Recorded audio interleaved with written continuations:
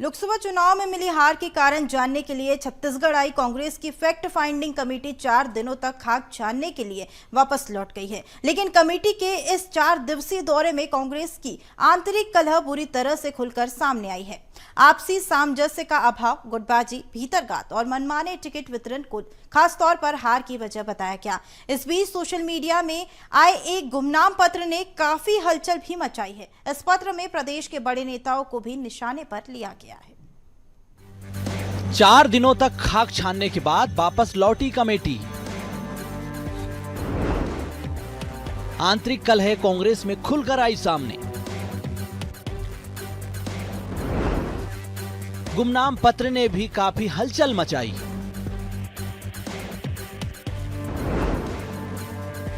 प्रदेश के बड़े नेताओं को निशाने पर लिया। बड़े नेता हार के जिम्मेदार।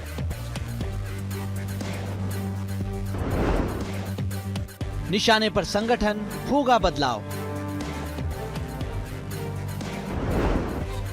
प्रदेश अध्यक्ष पर भी उठी उंगलियां। कांग्रेस की फैक्ट फाइंडिंग कमेटी 4 दिन तक बैठक कर वापस लौट गई। इसी पर पीसीसी चीफ दीपक बैज का बयान सामने आया। दीपक बैज ने कहा कि सभी से 1 to 1 चर्चा की गई। हम भी चाहते हैं कि फैक्ट सामने आए। जो कमियां रही हैं, छत्तीसगढ़ कांग्रेस उसे खत्म कर देगी। फैक्ट फाइंडिंग कमेटी आई थी प्रदेश की जमीनी हकीकत जानने, और निश्चित रूप से सभी कार्यकर्ताओं से 1 to 1 मुलाकात हुई। मैं समझता हूं कि 7 लोकसभा में हजारों कार्यकर्ताओं और नेताओं से मुलाकात हुई, और हम भी चाहते थे कि फैक्ट रिपोर्ट आना चाहिए। वो रिपोर्ट आई है और उनके पास है, वो जाके हाईकमान को सौंपेंगे, और हाईकमान से जो भी मार्गदर्शन और निर्देश होगा, कमियां रही, उस कमियों को दूर करने में छत्तीसगढ़ कांग्रेस को फायदेमंद साबित होगा। वहीं डिप्टी सीएम अरुण साव ने कहा कि कांग्रेस में सिर्फ फुटबॉल होना तय है। चुनाव में हार का बलि का बकरा कौन बनेगा, ये समय तय करेगा। कांग्रेस का ये अंदरूनी मामला है। जनता के विकास के लिए बीजेपी काम कर रही है। देखिए, कांग्रेस में सिर फुटबॉल होना ही है। जिस प्रकार के आरोप, गंभीर आरोप कार्यकर्ता लगा रहे हैं, तो कांग्रेस में सिर फुटबॉल होना है। और अब बलि का बकरा कौन बनेगा चुनाव के हार का, ये देखने वाली बात होगी। देखिए, अपना कांग्रेस का अंदरूनी मामला है, लेकिन हम आज जो छत्तीसगढ़ की जनता ने हमें जवाबदारी दी है, उस जवाबदारी को निभाने की दिशा में तेज गति से आगे बढ़ रहे हैं। समीक्षा के दौरान संगठन के कई नेता निशाने पर रहे। पीसीसी बिल्डिंग में पिछले कुछ विवादों की चर्चा रही। वहीं प्रदेश अध्यक्ष पर भी उंगलियां उठाई गई। इसके चलते संकेत मिल रहे हैं कि पार्टी हाईकमान संगठन में परिवर्तन कर सकता है। इससे पहले उन आरोप प्रत्यारोप पर भी गौर किया जाए जो कि प्रदेश के बड़े नेताओं पर लगाए गए हैं। इसलिए माना जा रहा है कि पीसीसी चीफ के रूप में दीपक बैज पर भी तलवार लटक रही है, क्योंकि उन्हीं की अगुवाई में चुनाव हुए थे। तो मध्य प्रदेश विधानसभा का मॉनसून सत्र हंगामेदार रहा, जहां राहुल गांधी के हिंदुओं को लेकर दिए हुए बयान से सदन में हंगामा देखने को मिला। वहीं नरसिंह घोटाले का मुद्दा फिर सदन में चर्चा का विषय भी रहा है। हालांकि नरसिंह घोटाले को लेकर सदन में चर्चा के दौरान आरोप प्रत्यारोप का दौर भी देखने को मिला। इसी पर देखिए हमारी खास रिपोर्ट।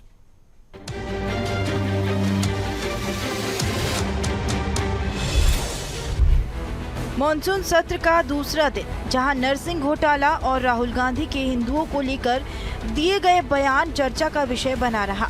वहीं ध्यान आकर्षण का लाइव टेलीकास्ट की सदन में विपक्ष ने मांग की। हालांकि राहुल गांधी के दिए हुए बयान को लेकर जहां सदन में नारेबाजी देखने को मिली, तो वहीं भाजपा विधायकों ने राहुल गांधी का सदन में विरोध किया।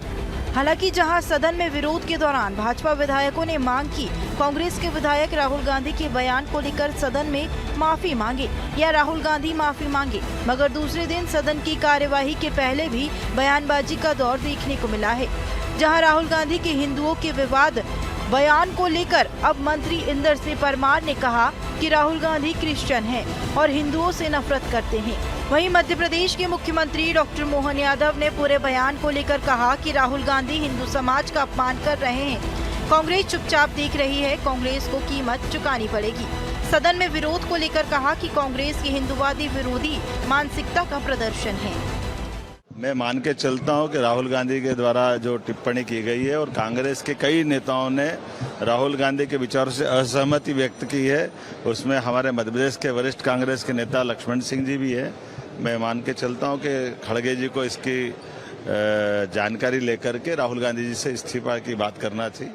देखिए, एक ईसाई माँ का बेटा हिंदू समाज को हिंदू हिंसक कहने का पाप कर रहा है, देश के हिंदू समाज का अपमान कर रहा है कि एक विदेशी मूल की महिला का बेटा कभी देशभक्त नहीं हो सकता है, कभी हिंदू समाज का सम्मान करने वाला नहीं हो सकता है।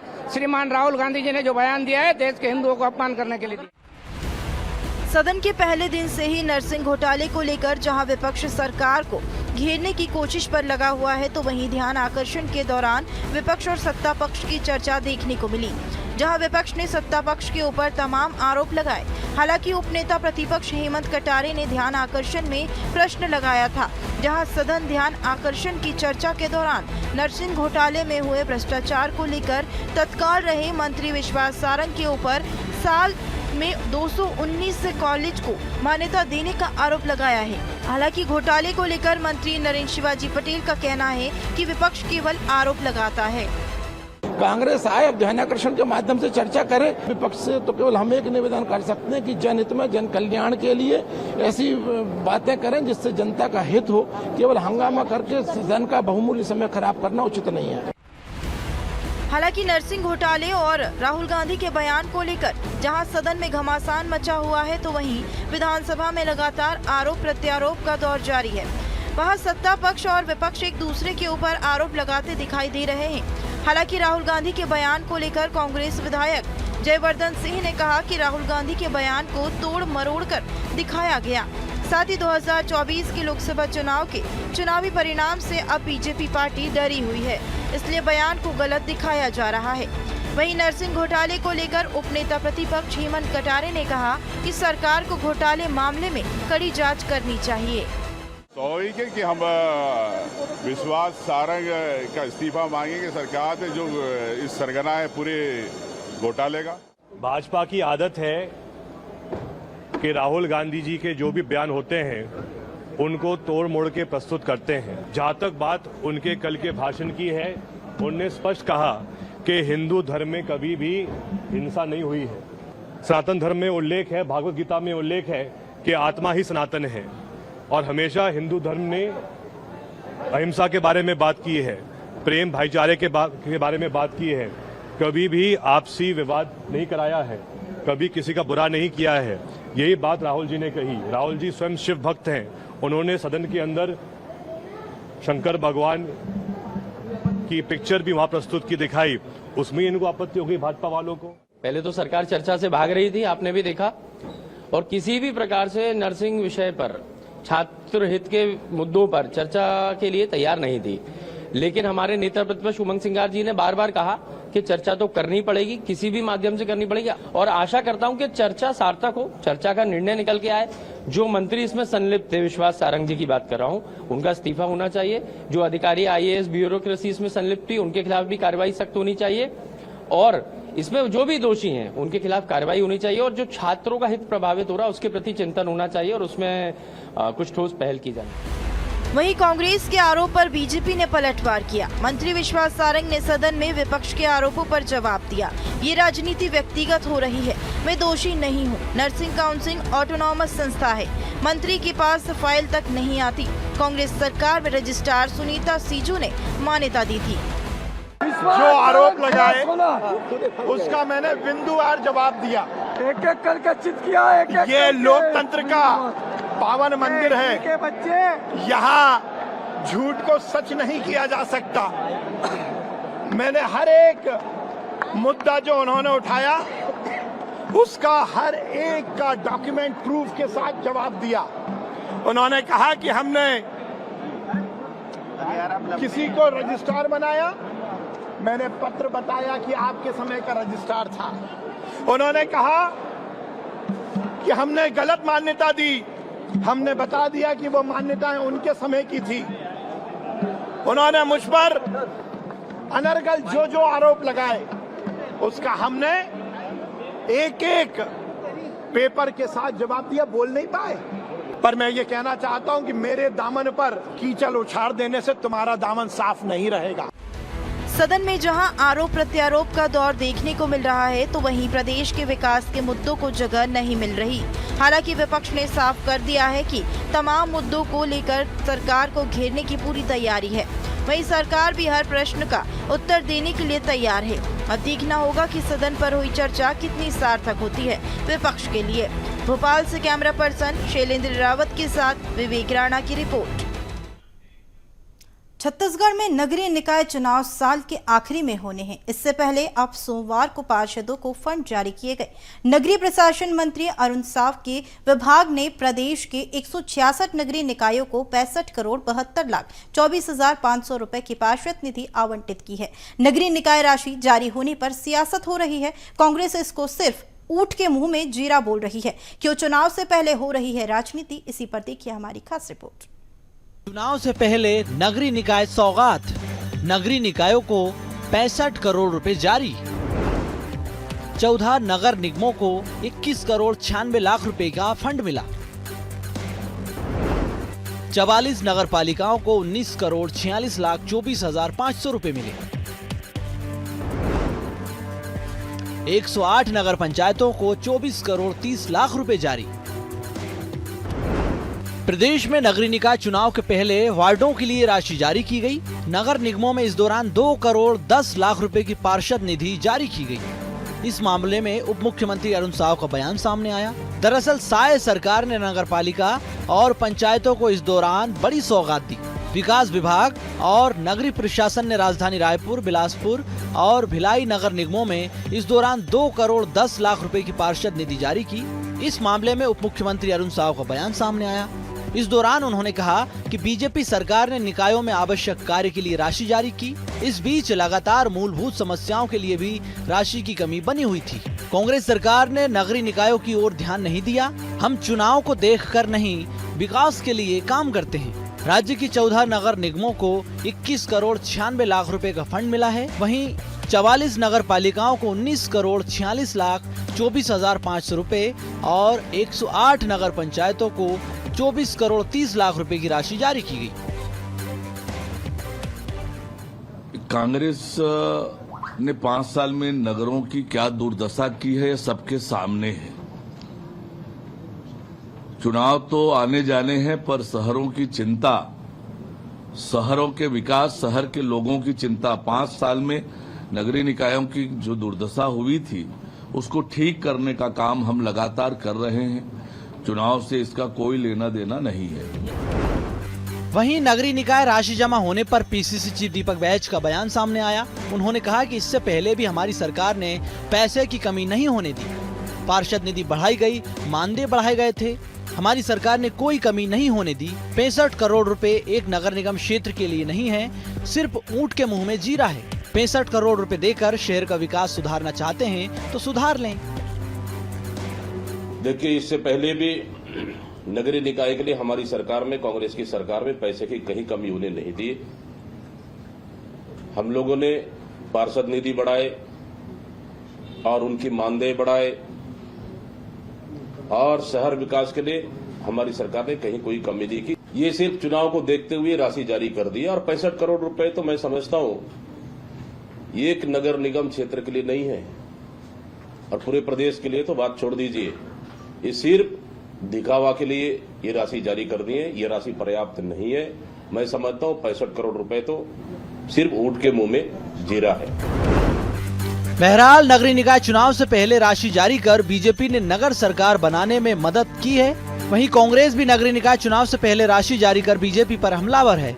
अब देखना होगा कि नगरीय निकाय राशि मिलने से बीजेपी को आने वाले चुनाव में कितना फायदा मिलता है। मध्य प्रदेश की मोहन सरकार ने 3 जुलाई को अपना पहला पूर्ण बजट विधानसभा में पेश किया। वित्त मंत्री जगदीश देवड़ा ने सुबह 11:05 पर विधानसभा में बजट पेश किया है। इस बार 3,65,000 67 करोड़ रुपए के बजट में कोई भी नया टैक्स नहीं लगाया गया। बजट में 16% की वृद्धि है। इस बजट में महिला, शिक्षा, स्वास्थ्य और किसान पर मुख्य फोकस भी किया गया। मंत्री कैलाश विजयवर्गीय ने इस बजट को ऐतिहासिक बताया। देखिए इसी पर हमारी खास रिपोर्ट। पीएम आवास योजना के लिए 4000 करोड़। एमपी में सरकारी भर्ती की परीक्षाओं की फीस कम करेंगे। मुख्यमंत्री किसान कल्याण योजना में 4900 करोड़। ई बस से इंदौर, भोपाल, जबलपुर, ग्वालियर, उज्जैन, सागर में चलेगी। मंदसौर, नीमच, सिवनी में सरकारी मेडिकल कॉलेज खोले जाएंगे। उज्जैन सिंहस्थ के लिए 500 करोड़ का प्रावधान। उज्जैन और आसपास के 10 जिलों में विकास कार्य होंगे। महिला स्वयं सहायता समूह को बड़े बाजारों से जोड़ने के लिए 800 करोड़। ई विधायक ऑफिस बनेंगे। हर विधायक को 5 लाख रुपए दिए जाएंगे। नगरीय निकायों के लिए 5000 करोड़। पीएम फसल बीमा योजना के लिए 2000 करोड़। सीएम राइज स्कूल के लिए 667 करोड़। मोहन सरकार के बजट में सभी का ख्याल रखा गया। बजट में शिक्षा पर जोर दिया गया। इसके तहत हर जिले में एक पीएम श्री एक्सीलेंस कॉलेज खोले जाएंगे। इनमें 2000 से अधिक नए पदों पर भर्तियां की जाएगी। इस साल 22 और ITI खोले जाएंगे। इनमें 5280 सीट बढ़ेगी। स्वास्थ्य के क्षेत्र में 40000 से अधिक नए पदों का सृजन किया है। मंदसौर, नीमच और सिवनी जिले में 3 नए सरकारी मेडिकल कॉलेज खोले जाएंगे। मध्य प्रदेश में मोहन सरकार ने एक बार फिर से वृद्ध जनों को बड़ी सौगात देते हुए तीर्थ दर्शन योजना में 50 करोड़ रुपए का प्रावधान किया है। किसानों को सौगात देते हुए पीएम फसल बीमा योजना के लिए 2000 करोड़, पशुपालकों और गौशालाओं के लिए 590 करोड़ और गौशालाओं के लिए अलग से 250 करोड़ की राशि का प्रावधान बजट में है। प्राकृतिक खेती के लिए 30 करोड़ का प्रावधान किया गया। राज्य उज्ज्वला योजना के लिए 520 करोड़ का प्रावधान किया गया। साथ ही बजट में युवाओं के लिए पुलिस में 7500 पदों पर भर्तियां की जाएगी। इसकी प्रक्रिया अंतिम चरण में है। साथ ही मध्य प्रदेश में सरकारी सेवाओं में भर्ती के लिए होने वाली परीक्षाओं की फीस को कम भी किया जाएगा। इसके लिए नई नीति बनाई जाएगी। खेलों के लिए बजट में 586 करोड़ रुपए का प्रावधान है। अंतर्राष्ट्रीय स्तर की खेल सुविधा बनाई जाएगी। तीर्थ दर्शन योजना को 50 करोड़ रुपए मिले। दूध उत्पादक योजना को 150 करोड़ रुपए मिले। गौशाला के लिए 250 करोड़ रुपए मिले। संस्कृति विभाग को 1081 करोड़ रुपए मिले। आइए अब ग्राफिक्स के जरिए पिछले 5 साल का बजट एनालिसिस दिखाते हैं। 2020 से 21 में 2,12,000 करोड़। 2021 से 22 में 2,42,000 करोड़। 2022 और 23 में 2,79,000 करोड़। 2023 और 24 में 3,14,000 करोड़। 2024 से 25 में 3,65,000 करोड़। सीएम मोहन यादव ने बजट के जरिए हर विभाग को साधने की कोशिश की। किसान, युवा, महिला सभी के लिए बजट में कुछ ना कुछ जरूर है। सबसे बड़ी बात, इस बजट में कोई नया कर नहीं लगाया गया। Bureau report, BSTV, Bhopal. तो मोहन कैबिनेट में कई अहम प्रस्तावों पर मुहर लगी। कुछ प्रस्तावों पर विपक्ष ने सहमति जताई। क्या है मोहन कैबिनेट के फैसले, क्यों विपक्ष हुआ सहमत, इसी पर देखिए हमारी खास रिपोर्ट। मोहन कैबिनेट की बैठक, 1972 का निर्णय बदला गया। इनकम टैक्स का भुगतान मंत्री खुद करेंगे। विधानसभा अध्यक्ष भी खुद भरेंगे इनकम टैक्स। बोरवेल नलकूपों पर कैबिनेट में निर्णय, विपक्ष के नेताओं ने जताई सहमति। लघु वनोपज से आने वाली कमाई को आदिवासियों पर किया जाएगा खर्च। मध्य प्रदेश में अब यूनिवर्सिटी के कुलपतियों को कुलगुरु बोला जाएगा। उच्च शिक्षा विभाग के प्रस्ताव को कैबिनेट की मिली मंजूरी। गौवंश तस्करों के वाहन राजसात होंगे। ओल्ड बल्लभ भवन के लिए 107.27 करोड़ रुपए स्वीकृत किए गए। आधुनिक बनाया जाएगा पुराना बल्लभ भवन। मध्य प्रदेश में 1 जुलाई से विधानसभा का मॉनसून सत्र शुरू हो गया है। इसी के साथ विधानसभा में कैबिनेट की बैठक भी हुई, जिसमें कई प्रस्तावों को हरी झंडी मिली। मध्य प्रदेश सरकार विधानसभा के इसी सत्र में नलकूप खनन विधेयक लेकर आ रही है। बैठक में विधेयक को रखा गया।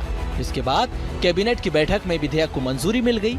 इसके साथ ही सरकार ने एक बड़ा फैसला ये भी लिया कि मंत्रियों के बाद अब विधानसभा अध्यक्ष भी अपना इनकम टैक्स खुद भरेंगे। कैबिनेट की मीटिंग में कहा गया कि अब विधानसभा अध्यक्ष इनकम टैक्स खुद भरें, विधानसभा पर इसका बोझ नहीं पड़ेगा। 1972 से एक एक्ट के अंदर ये प्रावधान था कि मंत्रियों को मिलने वाला वेतन भत्ता, उस पर लगने वाला इनकम टैक्स वो राज्य सरकार देगी। माननीय मुख्यमंत्री ने जब मंत्रिमंडल में प्रस्ताव रखा तो सभी माननीय मंत्रीगणों ने उसको सहज स्वीकार करते हुए तो आज उस पर कैबिनेट में प्रस्ताव आया और उस संशोधन विधेयक को पास कर दिया गया। वो जल्दी ही विधानसभा में प्रस्तुत होगा। मुझे इस बात की प्रसन्नता है, जो निर्णय सरकार ने लिया उसी निर्णय के अनुसार विधानसभा के अध्यक्ष माननीय नरेंद्र सिंह तोमर जी ने भी और नेता प्रतिपक्ष उमंग शंगार जी ने भी यह घोषणा की कि हम भी अपना वेतन भत्ते पे लगने वाला इनकम टैक्स सरकार से नहीं, हम स्वयं भरेंगे। मैं अध्यक्ष जी का और नेता प्रतिपक्ष का इस कार्य के लिए धन्यवाद देता हूँ। आप सभी जानते हैं कि लघु वनोपज जो कि हमारे आदिवासी भाइयों के द्वारा संग्रहित की जाती है और उसका एक बहुत बड़ा अंश राज्य शासन को भी के पास भी संग्रहित होता है और आदिवासी भाइयों को भी दिया जाता है। पर जो राज्य शासन के आने वाले अंश में अब ये निर्णय लिया गया कि इस अंश से के माध्यम से जो भी राशि आएगी इससे हमारे आदिवासी भाइयों के क्षेत्र में ही विकास होगा। यह पैसा अन्यत्र नहीं लगाया जाएगा। हमारे माननीय महामहिम गवर्नर साहब ने एक सुझाव दिया था कि विश्वविद्यालय के कुलपतियों को कुल गुरु बोलना चाहिए। तो मध्य प्रदेश निजी विश्वविद्यालय स्थापना और संचालन संशोधन विधेयक आज कैबिनेट में प्रस्तुत हुआ, जिसमें कुलपति को अब कुल गुरु के नाम से संबोधित किया जाएगा। कि नलकूप खनन होता है, खुले छोड़ दिए जाते हैं और उसमें बच्चे चले जाते हैं। इसके लिए अभी तक जवाबदारी फिक्स नहीं थी। अभी आज कैबिनेट ने एक निर्णय लिया है कि इसमें रिस्पॉन्सिबिलिटी फिक्स की जाएगी। ड्रिलिंग करने वाले की जो ड्रिलिंग करता है उसे ड्रिलिंग करने के बाद उसको बंद करना होगा। साथ ही जिसकी ज़मीन होगी, जिसने बोरिंग कराया, यदि उसने भी उस बोर को बंद नहीं किया तो उसके खिलाफ भी कार्रवाई होगी। और यदि दोनों बंद नहीं करते हैं तो राज्य शासन बंद करेगी तो उसकी राशि दंड सहित उनसे वसूली जाएगी।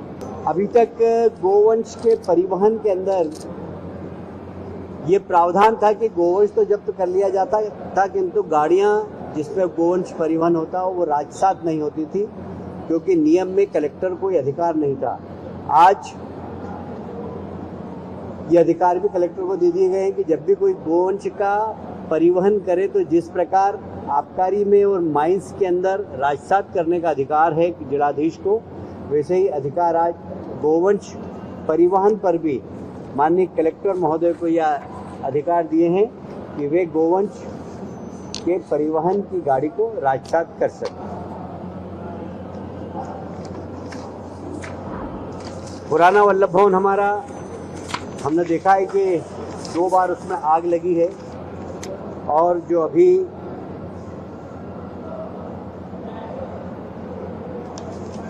नेशनल बिल्डिंग कोड के अनुसार, क्योंकि पुरानी बिल्डिंग बनी हुई है वो, और इसलिए नेशनल बिल्डिंग कोड के अनुसार उसमें कुछ नाम्स होते हैं सुरक्षा के। जैसे अभी सबसे बड़ा जो वहाँ पर खतरा है वो आगजनी का ही है। 2 बार आग लग चुकी है, हमने सबने देखा है, पर उस आग को बुझाने का प्रावधान नहीं था, इसलिए भविष्य में इसकी पुनरावृत्ति नहीं हो तो नेशनल बिल्डिंग कोड के जो आधुनिक नॉर्म्स है उसके अनुसार इस बिल्डिंग में सुधार किया जाएगा। इसके लिए 107 करोड़ रुपए कैबिनेट ने स्वीकृत किए हैं। बड़ी बात ये कि विपक्ष ने मंत्रियों के इनकम टैक्स खुद भरने के फैसले का स्वागत किया। नेता प्रतिपक्ष, उपनेता प्रतिपक्ष ने खुद भी इनकम टैक्स भरने की बात कही। मुझे इस बात की प्रसन्नता है, सरकार ने जो निर्णय लिया था, खासकर हमने सबने, कि हम अपने प्रदेश के अंदर ये ऐसे निर्णय भी लेंगे जिन निर्णयों के माध्यम से हमारी संस्कृति से हमारी जड़ें जुड़े, उसका मैसेज जाए। इसी कारण से जैसे हमने पूर्व निर्णय किया था, आज उसके कैबिनेट से पुष्टि की गई है।